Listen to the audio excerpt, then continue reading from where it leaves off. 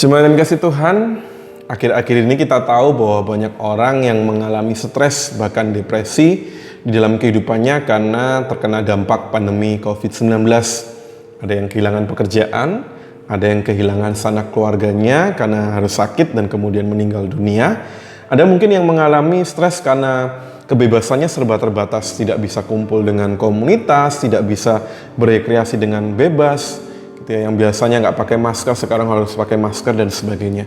Bahkan semuanya ini telah berlangsung lebih dan hampir 2 tahun lebih di dalam kehidupan kita.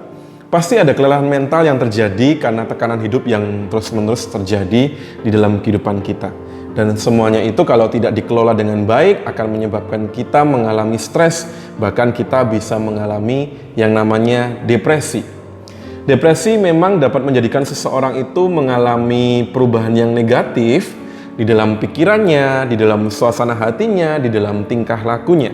Banyak orang yang tidak bisa melewati fase-fase masa panjang ketika mengalami depresi itu biasanya kebanyakan akan mengalami atau melakukan yang namanya suicide atau bunuh diri. Dan menariknya, statistik WHO juga mengatakan bahwa depresi itu telah merenggut lebih dari 850.000 jiwa setiap tahun. Nah, jemaat yang kasih Tuhan, Alkitab juga pernah mencatat bahwa ada seorang nabi yang mengalami penderitaan kelelahan mental yang akut. Kita tahu ya, nabi ini adalah Nabi Elia.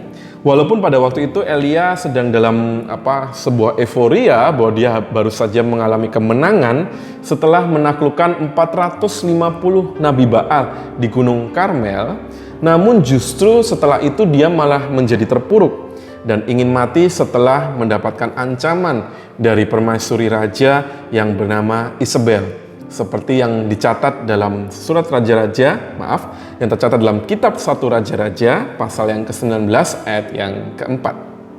Menanggapi keadaan Elia, Tuhan pada waktu itu justru tidak menekan Elia terus-menerus dan tidak marah kepada Elia. Tuhan justru malah bertindak menjadi seorang sahabat bagi Elia di tengah keterpurukan yang terjadi dalam kehidupannya. Melalui malaikatnya Tuhan memenuhi kebutuhan fisik Elia. Seperti yang tercatat dalam 1 Raja-Raja pasal yang ke-19 ayat yang ke-5b. Tetapi tiba-tiba seorang malaikat menyentuh dia serta berkata, "Bangunlah, makanlah."